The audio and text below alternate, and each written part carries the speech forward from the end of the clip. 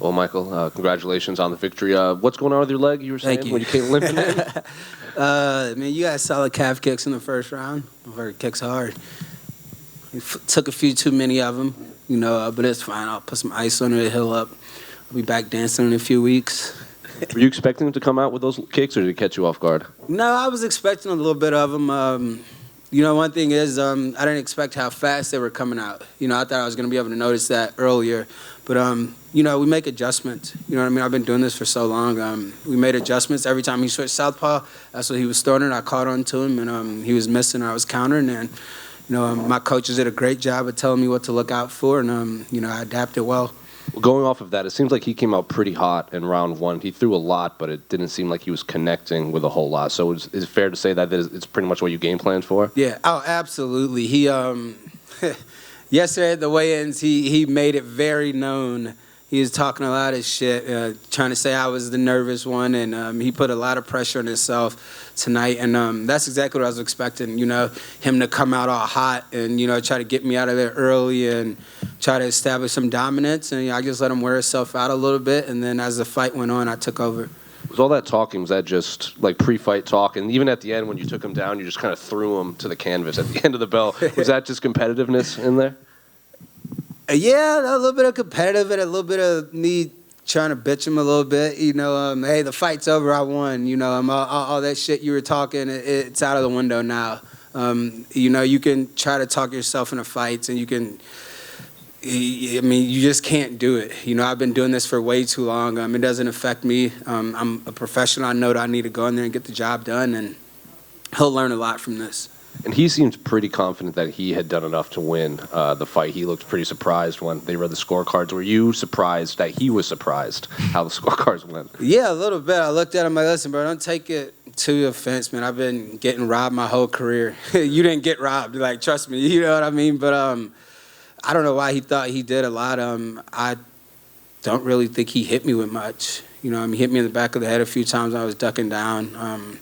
His kicks were getting blocked. He was missing a lot. And, he's a very spazzy guy, but he's very explosive, and I had to be careful tonight. And finally, unrelated to this fight, I have to ask you, this is your first fight since Anthony Johnson passed away. I know you trained with him for so long. So what were your memories with him, and what did you feel when you heard the news, and where were you? Man, I knew everything was coming here and get me emotional up here now. I love him, bro. I still love him today.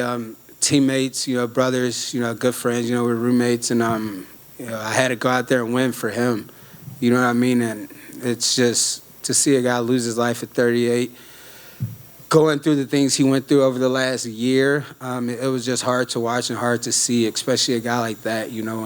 I know we say it a lot when it happens to people, but he didn't deserve that. And I know a lot of people that have that condition, they don't deserve it. I guess it's just the cards were dealt in life, and it's good to see he's not suffering the way I watched it, if that's the silver lining you can take out of that. But he's just an incredible person, incredible human being, and he'll always be in my heart when I'm in there.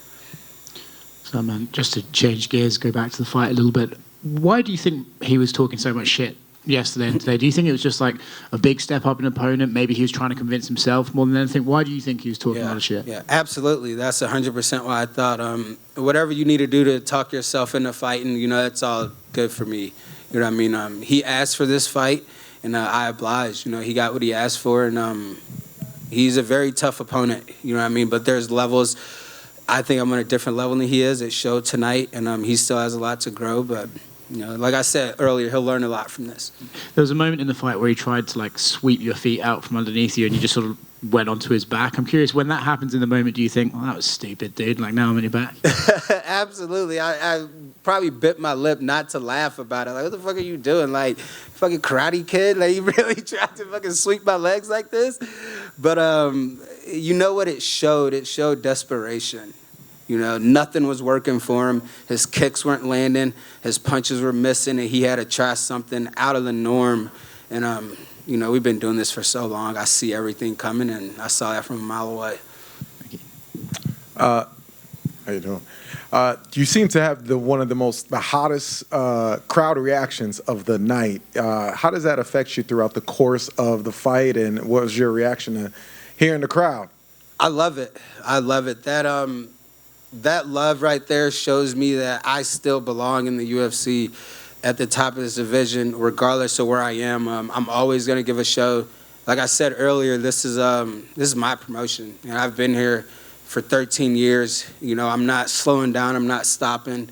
I'm going to keep on fighting the best of the best and challenge myself day in, day out, and just get it how it comes. You know, like I said, I want to be back up there with Dustin and Justin and, you know, all these guys up here fighting for this big money, and, you know, I deserve those spots, and I'll work my way back up to it. And follow up, it seems that he was doing a lot of showboating in there. Is that something that you were prepared for and when you, in the course of training? Yeah, not in the course of training, just from watching his fights. You know, he's a cocky fighter, you know, but he's young, he's aggressive. I was like that earlier, you know, in my career. And me being a veteran and him being, you know, where he is, I knew it was going to come.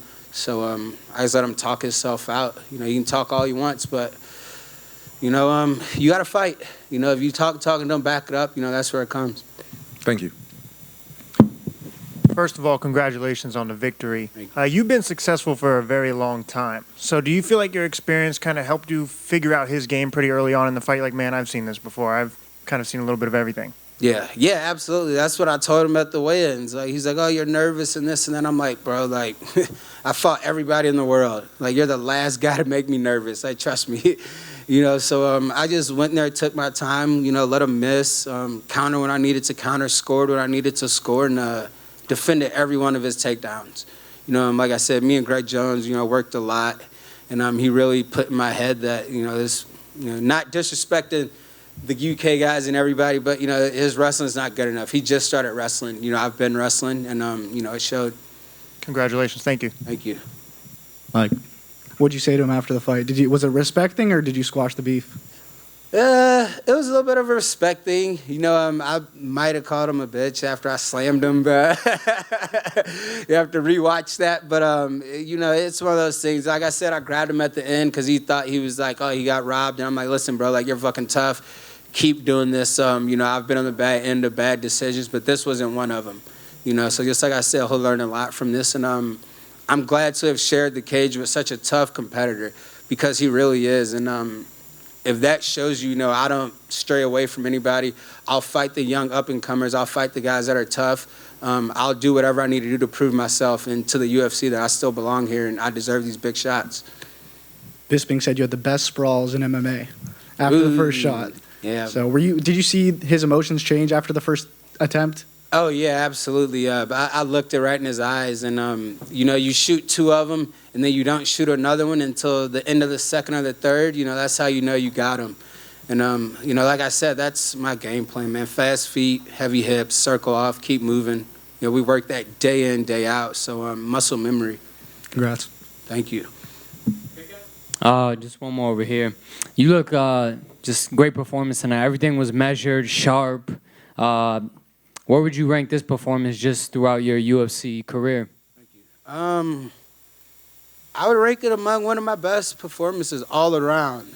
You know, I stayed composed. I didn't, you know, overpunch myself. You know, I took what he was giving me, and, you know, like I said, I didn't lose my composure in there. He's very hard to hit in his face. You know, he's got very good head movement and very good defense up top. So, you know, me and my guy Jason Straub made sure to stay on the body, and keep moving. You know, not bloating, but I got some of the best hands in the UFC and all around. So I'm willing to challenge any of these boxers that want to come over and fight an MMA guy. You know, I'll go jump in the ring with everybody, and I don't have to wrestle in boxing. So, you know, hopefully down the road, you know, one of those will come along. Yeah, for sure. The hands look heavy, sharp. And I think your discipline, it seemed like, was throwing him off, because and that's why he threw the crazy thing at the end where he rolled forward and kind of kicked you on your back. So, yeah, man, congrats. And definitely the discipline was just amazing. Yeah, thank you. Really appreciate it.